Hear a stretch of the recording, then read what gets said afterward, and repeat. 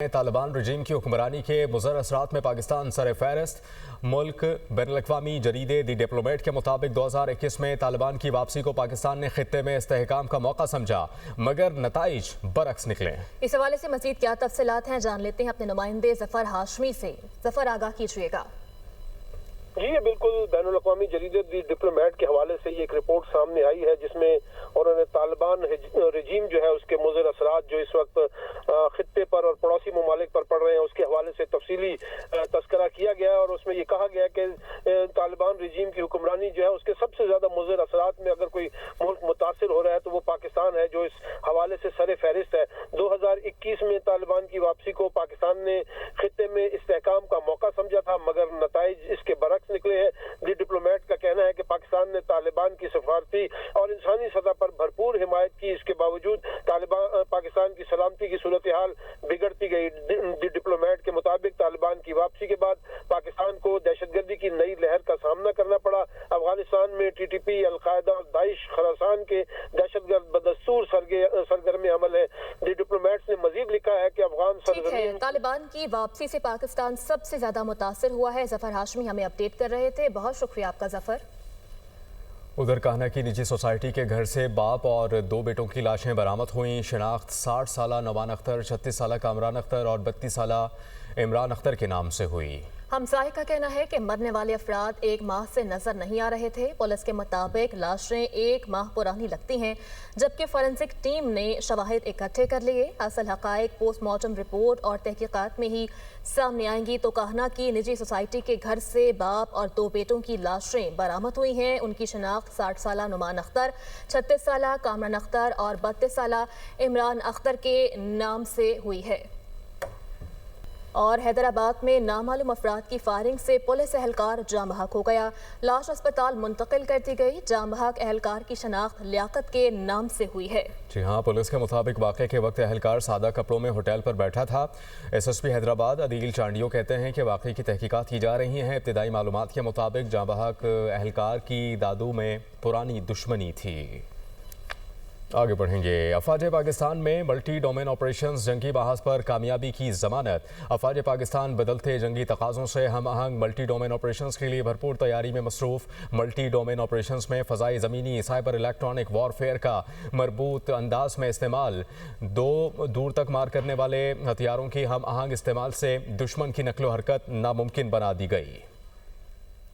अफवाज पाकिस्तान में multi domain operations जंगी महाज पर कामयाबी की जमानत। फिजाई बरतरी, कसीरुल मकासिद ड्रोन्स और तवील फासले तक मार करने वाले हथियारों का हम आहंग इस्तेमाल, दुश्मन की नकलो हरकत नामुमकिन, फैसला साजी की सलाहियत मफलूज कर दी जाती है। मल्टी डोमेन ऑपरेशंस के तहत पाकिस्तान में बनाए गए हथियारों और जदीद ड्रोन्स दोस्त ममालिक से खरीदे गए हथियारों के साथ मरबूत अंदाज में इस्तेमाल किए जाते हैं। ये मुश्तरका जंग का बेहतरीन नमूना है, जहां फिजाई और जमीनी ताकत के साथ दुश्मन के दिफा को तहस नहस कर दिया जाता है। अफवाज पाकिस्तान की ये मशकें जदीद टेक्नोलॉजी, तबाहकुन फायर पावर और इंतहाई दुरुस्त निशाना बंदी की सलाहियतों का मजहर है। ये मशकें अफवाज पाकिस्तान की पेशा वराना महारत और मुख्तलिफ सर्विसेज के बाहिमी इश्तराक को नुमायां करती हैं, जो मल्टी डोमेन ऑपरेशंस की पहचान है। ये जंगी मशकें इस अमर का वाज़े सबूत हैं कि अफवाज पाकिस्तान जदीद जंगी तकाज़ों के मुताबिक मल्टी डोमेन ऑपरेशंस की मंसूबा बंदी और उनके मौसर अमली नफाज की मुकम्मल सलाहियत रखती है।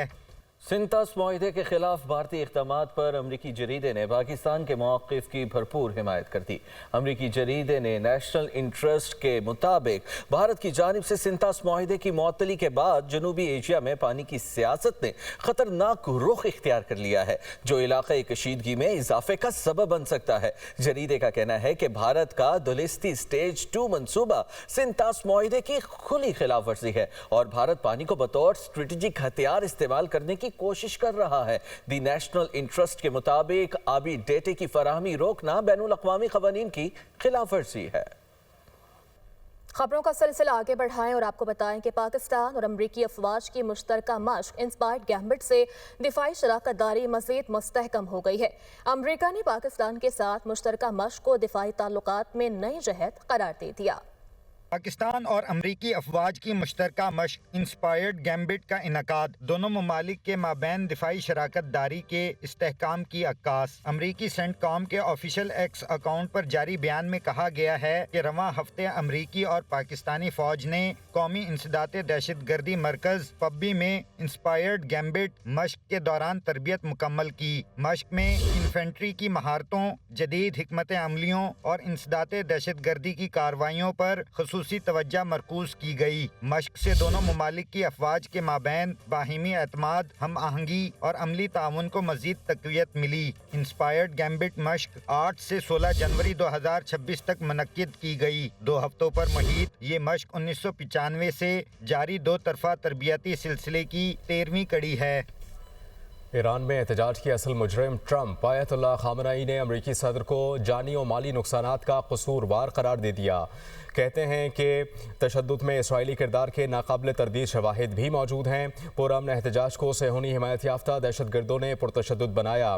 مظاہرین اور سیکیورٹی اہلکاروں پر حملے کیے گئے۔ امریکی اور اسرائیلی حکام کے بیانات تشدد پر اکسانے کے واضح ثبوت ہیں۔ موساد سے تربیت یافتہ دہشت گرد گروہوں کو اسلحہ فراہم کیا گیا۔ اس کے علاوہ سیکیورٹی اداروں نے دہشت گرد نیٹ ورکس کو ناکام بنا کر اسلحہ برآمد کیا۔ اور امریکی صدر ڈونلڈ ٹرمپ کا کہنا ہے کہ ایران سے متعلق فیصلے پر انہیں کسی نے قائل نہیں کیا، بلکہ انہوں نے خود سوچ سمجھ کر یہ فیصلہ کیا ہے۔ وائٹ ہاؤس میں میڈیا سے گفتگو کرتے ہوئے انہوں نے کہا کہ ایران نے 800 سے زائد افراد کو پھانسی دینے کا شیڈول بنایا ہوا تھا، تاہم یہ تمام پھانسیاں منسوخ کر دی گئیں۔ لندن میں ایرانی سفارت خانے کے باہر احتجاج نے اس وقت سنگین صورتحال اختیار کر لی جب مظاہرین اور پولیس کے درمیان جھڑپیں ہو گئی۔ مظاہرے کے دوران ایرانی سفارت خانے پر نصب پرچم اتارے جانے اور املاک کو نقصان پہنچانے کے واقعات پیش آئے، جس پر پولیس نے فوری کارروائی کرتے ہوئے متعدد افراد کو گرفتار کر لیا۔ ہنگامہ آرائی کے دوران پولیس اہلکاروں پر اشیاء بھی پھینکی گئی، جس کے نتیجے میں ایک پولیس افسر زخمی ہو گیا، جبکہ 4 مظاہرین کو زخمی حالت میں ہسپتال منتقل کیا گیا۔ ڈنمارک کی دارالحکومت کوپن ہیگن اور دیگر شہروں میں ہزاروں افراد کا امریکی صدر ڈونلڈ ٹرمپ کے گرین لینڈ حاصل کرنے کے منصوبے کے خلاف مظاہرے۔ مظاہرین نے ڈنمارک اور گرین لینڈ کے پرچم لہراتے ہوئے حق خود ارادیت اور انسانی حقوق کے احترام کا مطالبہ کیا۔ احتجاجی ریلیوں کا نام ہینڈز آف گرین لینڈ رکھا گیا۔ یہ مظاہرے آروہے، سالبورگ، اورڈینس اور گرین لینڈ کی دارالحکومت نوک میں بھی جاری ہیں۔ مظاہرین نے یہ کہا کہ گرین لینڈ کے مستقبل کا فیصلہ صرف گرین لینڈ اور ڈنمارک کو کرنا ہے، نہ کہ کسی بیرونی طاقت کو۔ ناظرین، آگے بڑھتے ہوئے خبر آپ کو دیں، وزیر اعلیٰ پنجاب مریم نواز کے بیٹے جنید صفدر رشتہ ازدواج سے منسلک۔ جنید صفدر کی شادی سابق ایم این اے شیخ روہیل اصغر کی پوتی شانزہ علی سے انجام پائی۔ شادی کی تقریب میں وفاقی و صوبائی وزراء اور ملکی و غیر ملکی اہم شخصیات نے شرکت کی۔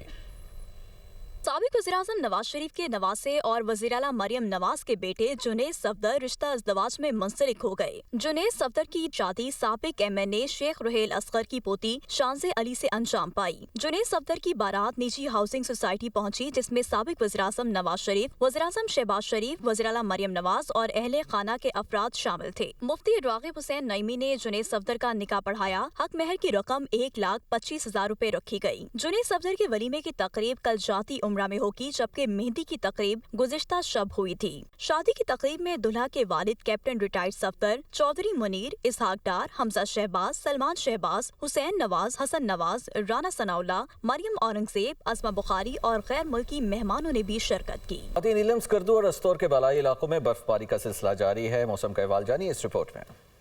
ملک کے بالائی علاقوں میں سردی عروج پر۔ وادی نیلم، اسکردو اور استور کے بالائی علاقوں میں پہاڑوں پر برف باری کا سلسلہ جاری ہے۔ اوبٹ میں 1 فٹ اور اڑنکیل میں 1.5 فٹ تک برف باری ریکارڈ کی گئی۔ استور کے بالائی علاقوں میں بھی سفید موتیوں کی برسات نے موسم کو مزید سرد کر دیا۔ اسکردو میں سفید گولوں کی برسات سے 80% سے زائد بالائی علاقوں کا زمینی رابطہ منقطع ہو گیا اور لوگ گھروں میں محصور ہو کر رہ گئے۔ خراب موسم کے باعث پروازیں بھی منسوخ کر دی گئیں۔ گلگت بلتستان کے بالائی علاقوں میں موسم شدید سرد۔ عطاباد اور یاسین خلتی جھیل منجمد ہو گئی۔ برف باری سے لطف اندوز ہونے کے لیے سیاحوں نے بھی بالائی علاقوں کا رخ کر لیا۔